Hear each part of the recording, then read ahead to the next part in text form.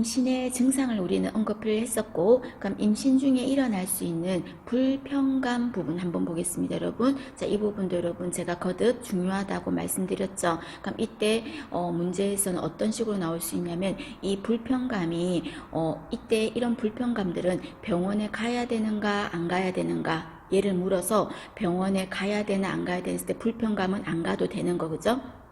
그렇게 물어볼 수도 있고, 또 두 번째는 이 불편감이 초기에 있는 불편감이냐, 중기의 불편감이냐, 말기의 불편감이냐. 그래서 그 종류가 초기, 중기, 말기 어디에 해당하는지도 좀 눈여겨보셔야 되는 것도 있었고, 그 다음에 더 구체적으로 이런 불편감일 때는 어떻게 간호를 해야 되는가, 그렇게 물어볼 수도 있다 그랬어요. 그래서 이 불편감은 엄청 다양하게 여러 가지를 물어볼 수 있는 중요한 부분이 되겠습니다. 그럼 먼저 크게 숲을 보면은 초기의 불편감을 먼저 볼게요. 그럼 초기의 불편감은 이거 말고도 여러 가지가 있지만 대표적으로 입덧 같은 게 초기의 불편감이겠죠. 입덧은 아까 말씀드린 거로 임신 5조증이라고도 한다 그랬습니다. 그리고 가슴이 벌렁벌렁 뛰는 거 심계항진 있을 수 있고, 또 아기를 가졌다는 자체가 기쁘기도 하고, 이 아기를 돈도 들 건데 아직 우리가 벌이도 안 되는데 어떻게 해야 되냐, 뭐 불안하기도 하고, 어떻게 키울까 걱정도 되고, 이렇게 마음이 뒤숭생숭하는 양가 감정 같은 거는 초기에 있을 수 있다는 겁니다. 그 중에서 조금 중요시하게 다룰 거는 입덧이죠. 입덧 부분을 한번 보는 거예요. 그럼 입덧은 완화하는 방법이 어떤 겁니까 하는 거죠. 이런 거 여러분 중요하죠. 입덧 완화법 알아두십니다. 그럼 입덧을 완화하는 방법에는, 입덧은 그러니까 병원에 안 가도 되는 거예요. 불편감이니까. 그러면 입덧이 있을 때는 공복 상태가 안 좋고, 그 다음에 과식하지 말고, 과식해서 좋다는 거 어떤 질병에도 없어요, 여러분. 전부 다 소량식 자주야. 그래서 소량식 자주 먹고, 그 다음에 이때 입덧할 때는 어떤 음식이 좋다? 건빵이라든지 시리얼이라든지, 대표적으로 참크래커, 아이비 이런 거 있죠. 그런 퍼석퍼석한 거, 그런 건조한 탄수화물 음식이 좋겠다. 그죠? 그리고 기름진 거 안 좋고, 자극적인 거 안 좋고, 그 말입니다. 그리고 구토가 너무 심하다면 구토를 좀 완화시키는 항구토제 이런 것도 복용할 수도 있고, 그래서 우리가 한방에서는 한의원 같은 데서도 여러분 가끔은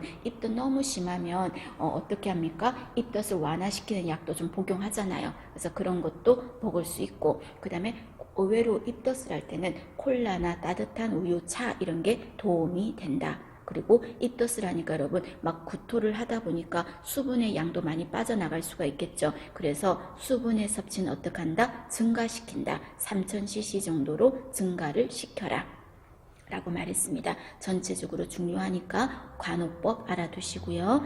그 다음 이번에는 임신 중의 불편감 중에서 초기 말고 중기의 불편감 한번 볼까? 그럼 중기에는 어떤 불편감이 있습니까? 하는 겁니다. 먼저 첫 번째가 질 분비물이 증가할 거야. 그죠? 그래서 우리가 질염, 모닐리아 질염 이런 거 많이 생긴다 그랬잖아요. 그래서 이때는 면으로 된 속옷을 입어라. 뭐 당연한 거고, 그 다음 이번에 보시면 중기 때 불편감 중에서 뭐가 있다? 변비가 들어가요. 변비가. 그럼 이때 변비가 생기는 이유는 커진 자궁이 뒤에 있는 덩 창고 직장을 자꾸 눌러서 변비가 생긴다 그랬잖아요. 그럼 당연하죠. 우리 변비하면 일상적으로 수분의 섭취는 어떻게 해야 돼요? 증가시키고, 변비 있을 땐 당연하죠. 섬유질 같은 거 많이 먹어주고, 그리고 변비라는 건 가만히 안 움직이고 있으면 더 생긴다 그랬죠. 규칙적인 운동 해주고, 그죠? 규칙적인 운동 해주고, 그리고 규칙적인 배변 습관을 갖게 하고, 그죠? 일정한 시간에 변을 보는 거죠. 그죠? 그런 거 하고. 그러나 이때 변비가 심하다 그래서 하지 말아야 될 거는 관장은 하지 말라 그랬습니다. 관장하지 말고, 그 다음에 하재, 설사약 이런 거 안 좋고, 미네랄 오일 같은 것도 안 좋고, 그래서 이런 거 억지로 관장하고 설사약 주고 이런 거는 하지 마라 하는 거였습니다. 그 다음에 세 번째는 가슴앓이입니다. 아까 말씀드렸던 가슴앓이 있죠? 자, 이 가슴앓이는 병원에 간다 안 가도 된다? 안 가도 된다 그랬어요. 불편감이니까. 그럼 이런 상복부 쪽에 타는 듯한 불편감을 가슴앓이라고 합니다. 왜 타는 듯하고 표현했냐면 위산하고 음식물이 역류해서 식도 쪽으로 올라오니까. 식도 쪽으로 올라오니까 생기는 불편감을 가슴앓이라고 합니다. 그럼 이때 우리가 위가 이렇게 있고 식도가 이렇게 있고 위가 이렇게 있어요. 이렇게 있을 때 여기 조여주는 근육 있죠. 조여주는 근육. 이 조여주는 근육이 식도와 위 조여주는 이 근육을 뭐라고 합니까? 분문관략근이랬잖아. 분문. 근데 우리가 임신하면은 프로게스테론 얘는 임신을 유지 지속해야 되니까 자궁을 편안하게 릴렉스 시켜야 임신이 유지돼서요. 프로게스테론이 하는 일은 자궁의 근육을 릴렉스 시켜줘야 돼. 그런데 이 프로게스테론이 자궁만 릴렉스 시키면 되는데 다른 근육까지도 릴렉스 시켜서 분문관략근, 여기 위에 음식물이 들어오죠. 여기 위에 음식물이 있으면 이 음식물이 쪼여줘서 요 안에 머물러야 되는데 분문관략근도 릴렉스 되다 보니까 위에 있는 내용물과 위산이 어디로? 식도 쪽으로 역류하는 거지. 쪼여주는 근육이 릴렉스 돼가지고. 그래서 생기는 게 타는 듯한 불편감을 가슴앓이라고 합니다. 그래서 위관략근이 느슨해서, 이때 관략근은 분문관략근이 느슨해서 생기는 현상인 거죠. 누구 때문에? 프로게스테론 때문에.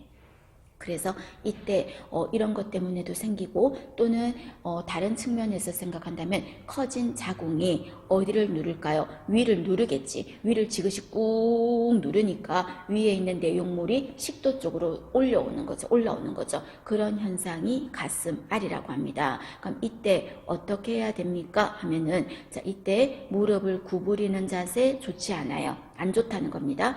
허리 조이는 옷 입으면 더 위쪽으로 음식물이 식도 쪽으로 역류하기가 쉽겠죠. 이런 거는 피하는 거예요. 그럼 이때 어떤 운동이 좋냐면요. 위가 압박을 받지 않는 나비 자세 운동, 나비 자세를 해주고, 그리고 항상 한 번에 많이 먹으면 역류하기가 더 쉽겠지. 그래서 조금씩 자주 먹고, 그 다음에 지방 같은 게 그득하게 있으면 여러분 그득하게 위에 머무는 시간이 길어지니까 더 역류하기 쉽겠지. 그래서 저지방 식사가 좋고, 그 다음에 가스가 형성되는 식사 하지 말고, 그 다음에 식사하고요 바로 누워버리면 역류하기가 위에서 식도 쪽으로 올라오기가 더 좋겠죠. 식사하고 바로 눕지 말고, 그 다음에 따뜻한 우유나 차 같은 거는 그냥 조금씩 먹어주라. 그냥 조금씩 먹어주라. 뭐 그런 의미입니다. 그래서 가슴앓이 이거는 병원에 가야 된다, 안 가도 된다, 안 가도 되는 언제 불편감이다? 중기의 불편감이다 하는 거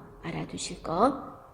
그 다음에 네 번째 요통이죠. 요통도 중요하죠. 요통도 병원에 안 가도 됩니다. 언제 있을 수 있다? 중기의 불편감입니다. 그럼 이때 요통이 왜 생기느냐 이렇게 물으면 당연히 여러분 임신했을 때 여러분 떠올려봐. 커진 자궁이 이렇게 앞으로 배가 이렇게 나오게 되잖아요. 나오니까 허리가 어떻게 돼? 약간 들어가겠죠. 그래서 우리가 이렇게 있으면 배가 앞으로 이렇게 쑥 나오니까 허리 부분이 들어가잖아요. 배가 이렇게 자궁이 커져서 나오니까. 그래서 허리가 이렇게 휘어지잖아. 이런 거를 요추망곡이라고 하죠. 그래서 다음 중 요통이 생기는 원인이 뭐냐 이래 말하면 네 글자로 요추망곡 때문이다. 요추가 이렇게 휘어지니까 굽어지니까 일어날 수 있다. 그럼 이때 요통은 병원에 안 가고 어떻게 하면 됩니까? 한쪽 다리씩을 올려주는 게 좋아. 허리가 아플 때는.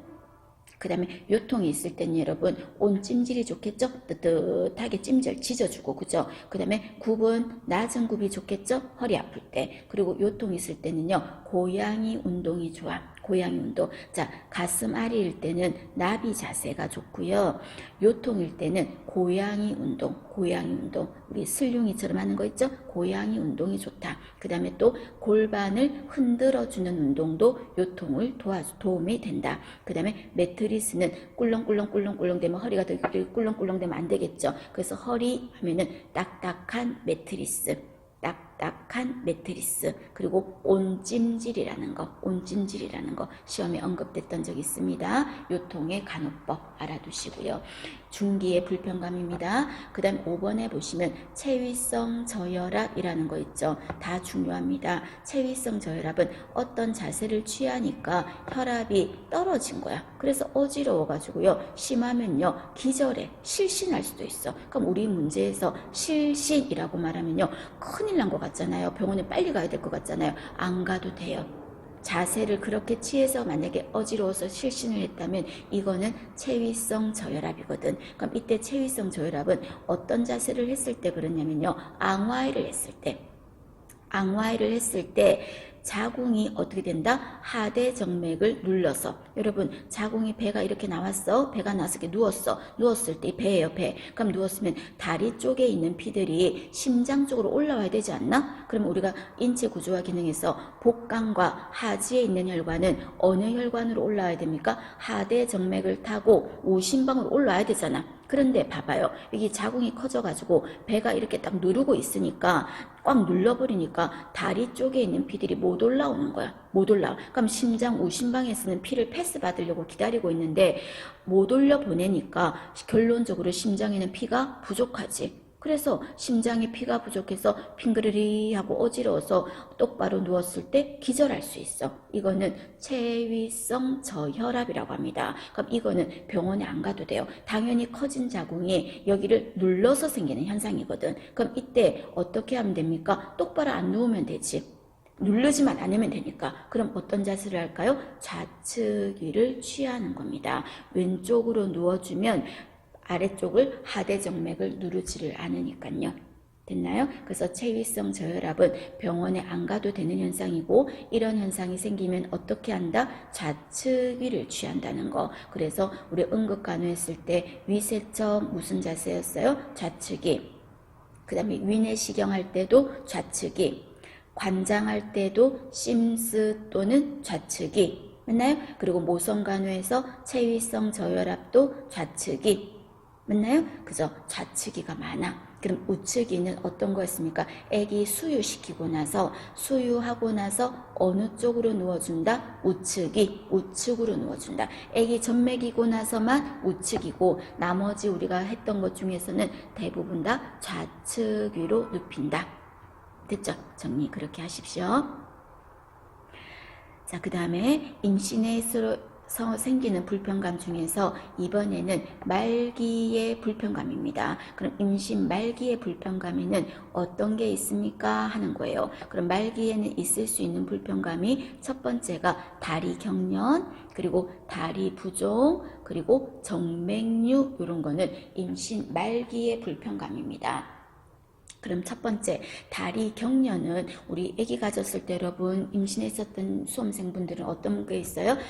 자다가 막 다리 지내리고 막 뻣뻣해지고 그럴 때 있죠. 그럼 이런 거는 있을 수 있어. 병원 안 가도 된다고. 그럼 이거는 왜 있습니까? 했을 때 당연하지 않나? 커진 자궁이 다리에 있는 신경을 누르니까. 신경을 눌러서 다리가 찌릿하고 막 뻣뻣해지고 막 찢어지듯이 아픈 거죠. 그런 거를 다리 경련이라고 합니다. 그럼 이거는 안 가고 어떻게 하면 됩니까? 발목을요 족배 굴곡을 해주는 거야. 여러분 족배 굴곡은 발가락을 발등 쪽으로 제껴 올리는 거예요. 족배 굴곡 해줘. 그 다음에 또 근육을 어떻게 마사지 해줘.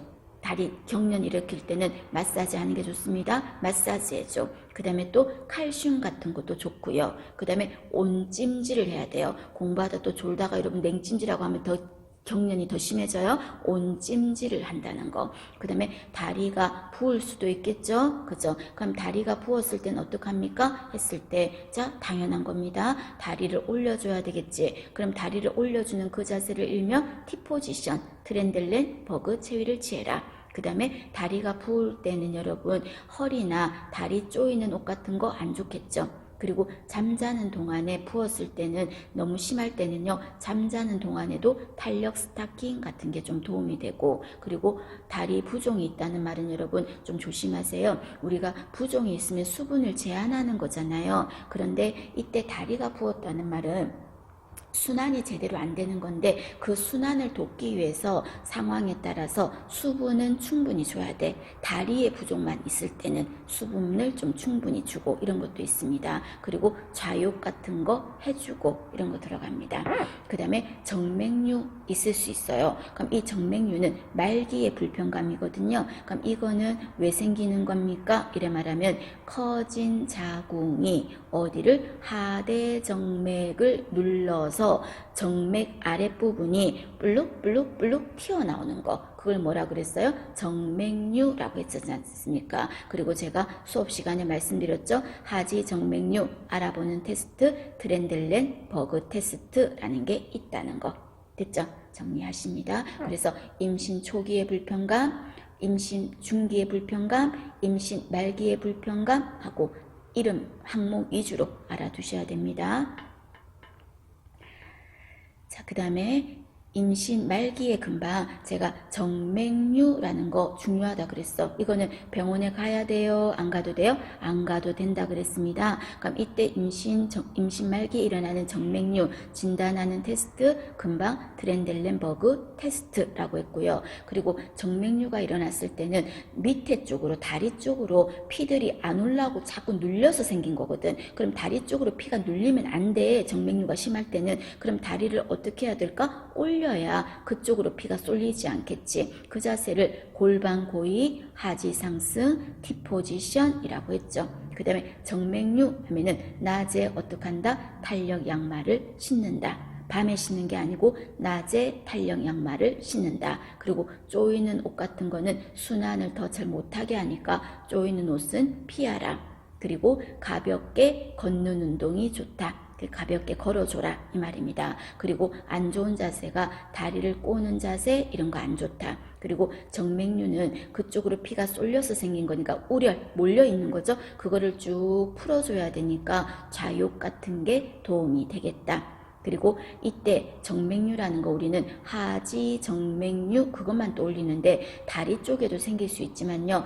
음부 쪽에도 생길 수 있고요. 치질도 일종의 정맥류입니다. 그래서 배변할 때 힘을 변비로 인해서 임산부들 변비 있죠. 그때 힘을 줘서 꽉 하고 힘을 줘버리면 어떻게 치질 생길 수도 있는 거죠. 그래서 힘 주면 안 된다. 그리고 이 정맥류는 아래쪽으로 피가 쏠려서 생기는 거니까 쏠리는 행동을 하면 안 되겠죠. 자세를. 그래서 오래 서 있는 거 안 좋고 그 다음에 정맥류 있을 때는요. 마사지 안 좋아요. 마사지 안 좋고 그리고 굽은 낮은 신발이 좋다. 힐을 신으면 여러분 다리 발가락 쪽으로 피가 쏠리잖아. 그러니까 더 못 올라오겠죠. 그래서 굽은 낮은 신발을 신어라 그 말입니다. 자, 여러분 이 내용 전체적으로 요거는 상식적으로 모든 영역에서 중요한 부분이 됩니다. 꼭 정리 잘 해두십시오. 알아두세요. 자, 이번에는 임신 중에 위험한 증상입니다. 그럼 시험 문제에서 금방 지금까지 언급했던 초기, 중기, 말기의 불편감과 위험한 증상을 섞어놓고 이 중에서 언제 병원에 가야 될 건 언제인가 이런 거 물어보겠죠. 그래서 임신 중 위험한 증상 이 부분도 중요합니다. 그럼 이때 임신 중에 여러분 갑자기 하혈을 한다면 당연히 위험한 거라고 누구라도 생각하겠죠. 질출혈. 그 다음 임신 중에 갑자기 배가 아파. 당연히 위험한 거지. 그 다음에 아까 다리 부종이라고 하면 그거는 안 가도 돼. 병원 안 가도 돼. 그는 있을 수 있다 그랬어요. 그런데 끝에 보시면 얼굴이나 손이 붓는데요. 그럼 다리가 붓는 건 안 가도 돼요. 그런데 얼굴까지 붓거나 눈이 부었다, 손가락이 부었다 여기까지 가면요. 부종이 갈 때까지 간 거야. 너무 심각한 상황이야. 이거는 병원에 가야 돼. 왜? 뭐가 걱정이야? 임신 중독증 걱정스러운 거죠. 그 다음에 두통이 있대요. 머리가 아프고 시야가 좁아지고요. 구토를 한대. 이거는요. 뇌압이 올라가는 거죠. 대표적으로 혈압이 올라간다는 소리죠. 그럼 혈압이 있다 이 말을 두통, 시야도 침침하고 머리도 아프잖아. 그 혈압이 있으면. 그럼 이런 것도 임신성 고혈압, 그죠? 의심할 수 있으니까 위험한 거야. 그 다음에 두 번째, 오한과 열난데 추하고 이건 뭐예요? 임신 중에 감염의 문제가 있은 걸 수도 있잖아요. 병원 가야지. 그 다음에 갑자기 흘러나오는 질 분비물, 이게 양수 같은 걸 수도 있지 않습니까? 그죠? 또 있을 수도 있고 이런 분비물이 있으면 빨리 가야 된다 그 말입니다. 됐나요? 알아두실 거. 그 다음 이번에는 산전관리입니다. 자, 산전관리를 받는다는 거는 임신 중독증 이런 거를 막고자 하는 거죠. 그럼 이거는 언제 받아야 됩니까? 하면은 늦어도 있잖아요. 알아두세요. 늦어도 20주 이내에는 받아야 돼요. 20주는 임신 몇 개월? 5개월. 5개월까지는 반드시 받아야 된다. 그럼 이때 얼마마다 받아야 되고 이런 거는 횟수는 WHO에서 진찰 횟수를 정해놨어요.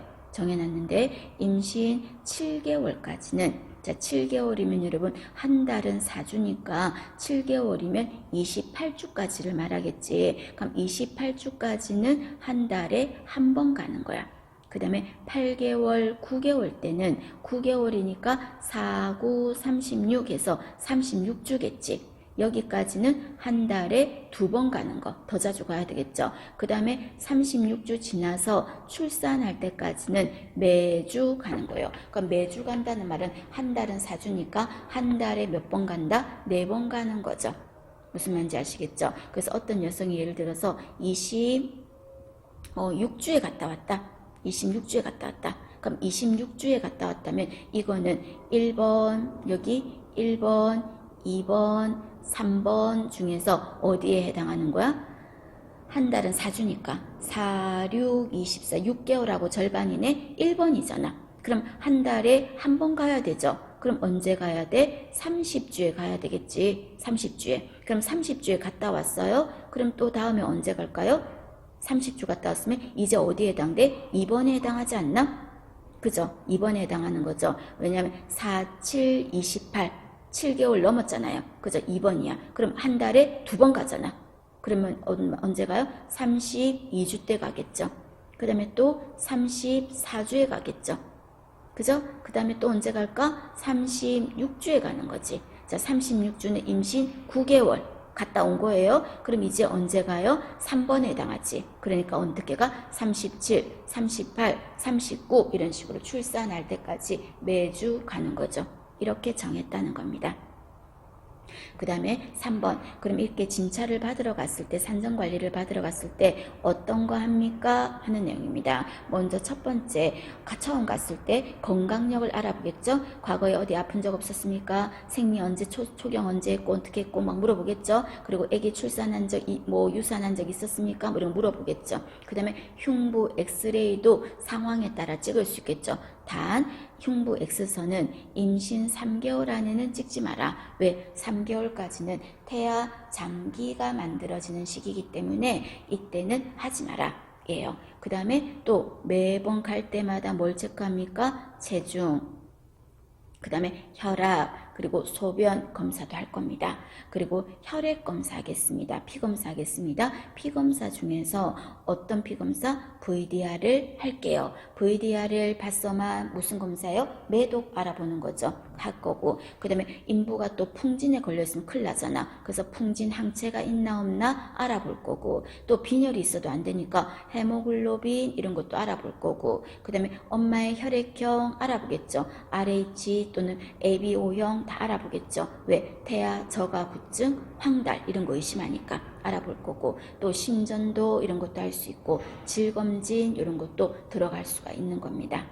됐나요? 읽어보시면 됩니다. 그럼 이렇게 산정관리를 이렇게 꼼꼼하게 받는 목적은 뭡니까? 4번 알아둬야 되겠죠? 산정관리의 목적은 임신 중독증을 예방한다는 거. 그 다음에 마지막에 매번 반드시 검사해야 될 게 뭐냐 이렇게 말하면 여러분 임신성 고혈압이 있나를 보기 위해서 체중 재볼 거예요. 왜냐하면 부종이 있을 거니까 체중 재고, 그 다음에 혈압 있겠죠. 혈압 재고, 그 다음에 이 사람은 단백뇨도 있을 거거든. 그래서 소변 검사하고 그 말입니다. 그래서 매번 반드시 꼭 체크해야 되는 검사 하면 3가지가 체중, 혈압, 소변. 이유는 임신성 고혈압, 한마디로 임신 중독증 알아보기 위해서다. 됐죠? 알아봐 주실 것. 자, 그 다음에 이번에는요, 자궁경부암 있죠? 자, 자궁경부암을 일으키는 바이러스가 뭡니까? HPV. HPV. 그죠? 그럼 이 HPV 예방 백신은 언제 접종했더라? 만 10일에서 12세. 접종했었죠? 만 10일에서 12세 때 접종했었어요. 그리고 이때 자궁경부암 검진은 무료로 공단에서 해줬어요? 안 해줬어요? 해줬어. 언제 줬다? 만 20세부터. 자궁경부암 검진을 해주는 겁니다. 그럼 이때 자궁경부암을 검진하는 검사 이름을 뭐라고 하냐면요. 파파니콜라우 검사라고 한다. 이걸 언제부터 해준다고요? 국민건강보험공단에서 20세부터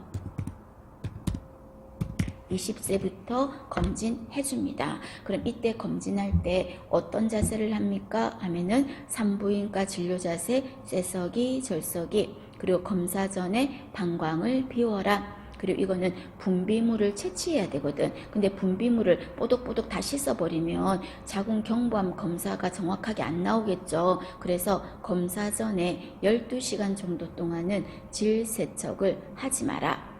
그 다음에 이때 질경, 질환으로 집어넣는 기구를 집어넣어야 되는데 환자가 한때 자궁 안으로, 그러니까 자궁이 아니라 질 쪽으로 집어넣을 때 좀 뻑뻑하겠죠. 그래서 윤활제 뭐를 쓰겠다? 생리식염수를 쓰겠다. 그 말입니다.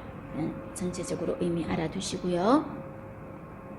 자, 그 다음에 임신했을 때 주의사항은 어떤 게 있습니까? 하는 부분입니다. 주의사항입니다. 눈도장 찍으세요, 여러분. 눈도장 찍으십니다. 자, 임신했을 때 주의사항은 여러분, 임신 말기에는 어떻게 통목욕을 하지 마라 했죠. 그럼 시험 문제에서 보셨죠? 통목욕을 하면 안 되는 이유가 뭐라고요? 욕조에 들어가다가 자궁이 커져서 배가 앞으로 나왔잖아. 그러다 보니까 욕조에 발을 집어넣는 과정에서 중심이 헷가닥 하고 무너질 수가 있겠죠. 그래서 자빠라질 수가 있어. 그래서 무게 중심 변화로 외상을 입을 수 있으니까, 미끄러져 넘어질 수 있으니까 어떡하라? 말기에는 통목욕을 하지 마라. 그 다음에 임신했을 때는 태아의 뼈대를 만들어야 되겠죠. 뼈대를 만드는 영양소 칼슘 필요하고, 그 뼈에다가 살을 붙여야 되겠죠. 근육 붙여야 되겠지. 그 붙이는 영양소가 단백질. 그 다음에 임신 말기에는 뭐가 특히 철분, 이런 거를 섭취하라.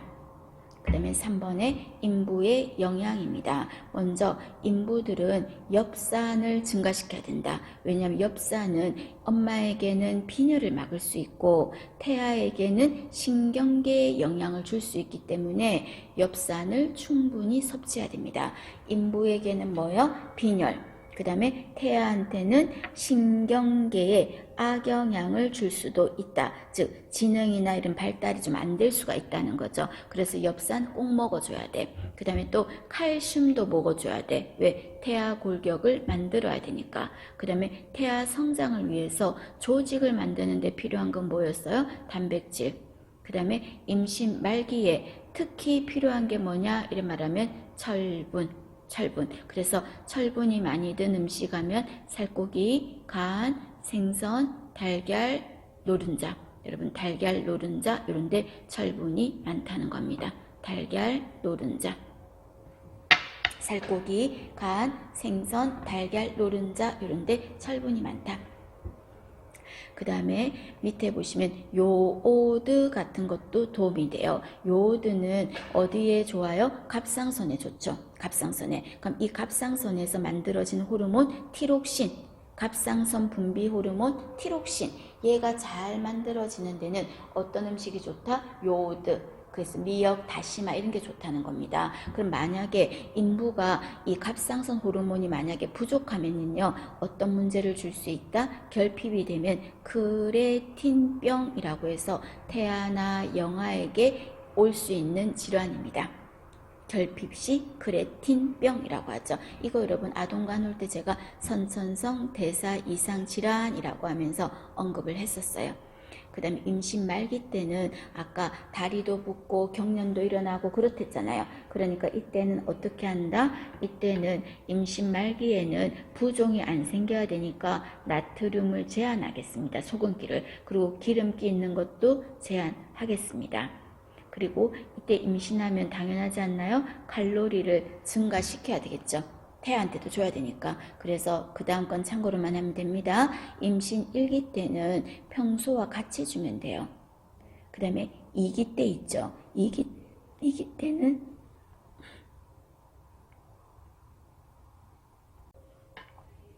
자, 2기 때는 340칼로리 정도 증가시켜라. 자, 칼로리를 증가합니다. 1기 때는 평소처럼 주면 돼. 2기 때 하고요. 수유할 때는 340 정도로 증가시켜요. 그 다음에 3기 때는 여러분 태아가 많이 컸잖아. 그러니까 좀 칼로리가 더 많아야 되겠죠. 450 정도로 증가시킵니다. 아유 복잡해요 하면은 그냥 칼로리를 증가시킨다. 요 정도는 알아두십시오. 됐죠? 그리고 임신 말기 때는 나트륨을 제한한다. 왜? 부으면 안 되니까, 부종 생기니까. 그리고 살찌면 안 되죠? 지방 적게 준다. 됐죠? 그리고 이런 거 나머지 엽산 증가, 단백질 증가, 요오드 증가, 칼슘 증가 이런 거, 또 임신 말기에는 철분 증가, 이렇게 간단한 제목 위주로 영양소 증가, 감소 알아두십시오. 그 다음에 4번에 보시면 임신 중에 알아두십시오. 가장 흔한 빈혈. 임신 중에 가장 흔한 빈혈은 무슨 빈혈이다? 철결핍성 빈혈입니다. 철결핍성 빈혈입니다. 그러면 이때 철결핍성 빈혈일 때는 뭐를 먹어줘야 돼? 말 그대로 철결핍이니까 엽산을 보충한다. X지. 그건 엽산결핍성 빈혈인 거죠. 그럼 철결핍성 빈혈은 뭘 보충해줘야 돼요? 철분을 보충해줘야 되겠죠. 그 다음에 이때 빈혈이 수치가 어느 정도이면 빈혈입니다. 이렇게 말하냐면요. 임신부의 경우에 헤모글로빈이 10일 이하이면 보통은 빈혈입니다. 라고 하겠습니다.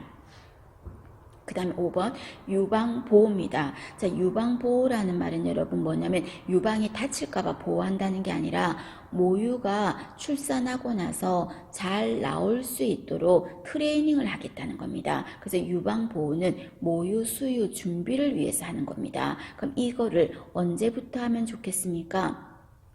임신 후반기부터요. 이때 후반기라고 하면 7개월 말 정도부터 후반기부터 하면 좋겠어요. 그리고 초임부 있죠. 초임부는 단 한 번도 임신을 처음 했으니까 한 번도 유방 트레이닝을 안 해봤겠지. 안 해봤으니까 조금 더 일찍 할 거야. 그래서 초임부는 5개월 정도부터 하고, 초임부라는 말이 없다면 7개월 정도부터 유방보호를 한다 이 말이에요. 그럼 이때 유방보호는 어떤 식으로 합니까? 유두를 단련시킬게요. 그래서 마른 수건으로 유두를 살살 문질러주고, 그 다음에 브래지어를 착용해서 편안하게 유방을 지지해주고, 그 다음에 함몰유두 있죠. 눈 감은 젖꼭지 있죠. 그런 함몰유두인 경우는 어떻게 한다? 잡아 당겨서 하고 당겨주고 해서 빼내는 거죠. 쉽게 말해서. 그렇게 해서 수유를 준비한다. 이런 전부 6번의 내용이 유방보호를 위한 행위들입니다. 되셨습니까? 언제 한다고요? 초임부는 5개월. 만약에 초임부라는 말이 없고 그냥 보통 때 얼마 정도 만에 한다면 7개월 말부터 한다. 후반기부터 한다. 그렇게만 보셔도 됩니다. 자, 그 다음에 조금 전에 여러분 제가 다리가 붓는 거는 있을 수 있으나 손이나 눈이 붓는 거는 비정상이고 위험한 거라 그랬죠. 그럼 시험 문제에서 인부가 손이나 눈 주변이 부었다. 이때 뭘 해야 되는가? 어떻게 해야 되는가? 이런 말하면 소변 검사를 실시한다. 왜 소변 검사예요? 뭐가 나올까 봐 하는 거예요? 단백뇨 유무를 보기 위해서 한다는 거죠. 한마디로 임신 중독증 알아보려고 한다는 거. 임신 중독증의 증상에 부종이 들어가니까. 그 다음에 8번. 자, 임신 중에도 적당한 운동하고 임신 전에 충치 치료 같은 거 하고 구충제 복용은 그러나 안 된다라는 거. 구충제는 태아한테 악영향을 줄 수 있으니까 복용이 안 된다. 그렇게 정리하세요. 자, 그 다음에 정상적인 태아 위치 교정이에요. 태아 위치예요. 정상적인 태아 위치. 정상적인 태아는 여러분 머리가 밑으로 해서 물구나무 서게 하고 있듯이 돼야 되겠죠? 이런 자세를 두정위라고 하죠. 두정위. 태아 위치 교정 하면은 두정위. 그 다음에 태아 위치 하면 두정이. 근데 이 아이가 두정이가 아니라 엉덩이가 밑으로 있다든지 뭐 어깨가 밑에 있다든지 이러면 정상분만이 안 돼요. 그래서 태아의 위치를 두정이로 다시 바꿔줄 수 있어요. 바로 제왕절개로 결정할 필요는 없다고. 그래서 한 7, 8개월 정도 때 아기가 만약에 두정이가 아니라면 집에 가서 어떤 자세? 슬융이를 취하는 거죠. 그래서 고양이 자세. 그거를 하면 어떻게 된다? 양수 속에 있는 태아가 빙그르르 하고 돌아서 두정이가 될 수도 있다. 그 말입니다. 그래서 슬융이 하면은 태아 위치 교정, 월경통 완화, 산후 운동, 자궁후굴 예방 그런 말하고 상관이 있었어요. 그 다음에 이번에는 태반입니다. 태반. 자, 태반 같은 경우는 언제 만들어진다? 3개월에 완성된다는 거. 그래서 태반이 만들어지는 시기 3개월입니다. 그럼 이때 태반은 어떻게 해서 만들어지는 겁니까? 그랬을 때 여러분, 자, 한번 보시면 여기에 막이 있어요. 막이 있어요. 그 다음에 여기에 이 막을 또 한 번 막이 싸고 있어요. 또 한 번 싸고 있어요. 그 다음에 또 이 안에 막을 또 한 번 바깥에서 더 싸고 있어요. 쉽게 말해서. 그럼 이때 핑크색 이 막 있죠? 이 막은 무슨 막이라고 한다? 이 막은 양수, 태아를 싸고 있는 가장 안쪽의 막을 무슨 막이라고 합니까? 양막이라고 하죠. 양막. 그 다음에 양막 하나만 있는 게 아니라 태아는 소중하기 때문에 중간에 막이 하나 더 있어. 그럼 이 중간에 있는 이 막 있죠? 이 막의 이름은 뭐라고 합니까? 육모막이라고 하죠. 육모막. 그 다음에 마지막에 바깥층, 태아를 싸고 있는 것 중에서 가장 바깥층, 그 바깥층의 막을 무엇이라고 합니까? 한다면 요 바깥층 막이요. 요거를 탈락막이라고 하겠습니다. 탈락막. 그래서 이렇게 태아를 싸고 있는 양막, 육모막, 탈락막 이 3종 세트를 뭐라고 했습니까? 난막이라고 했었어요. 태아를 싸고 있는 막입니다. 태아를 싸고 있는 난막에는 종류가 양막, 육모막, 탈락막 이렇게 3개가 있다. 그런데 임신 3개월 때 어떤 일이 생긴다 그랬습니까? 중간에 있는 육모막과 가장 바깥에 있던 탈락막이 2개가 들러붙는다 그랬죠. 그 들러붙어서 뭐가 된다? 태반이 되는 거예요. 그래서 3개월 때는 어떤 현상이냐면, 자, 태아를 싸고 있는 막, 양막 있죠? 양막 있어. 그 다음에 또 태아를 싸고 있는 막이 육모막과 탈락막이 붙어버렸댔지. 그래서 이름이 뭐라고요? 태반이 되는 거죠. 이 태반이 이렇게 만들어지는 시기가 언제 만들어진다? 임신 3개월에 만들어진다. 그리고 육모막과 탈락막이 붙어서 생긴 현상이다.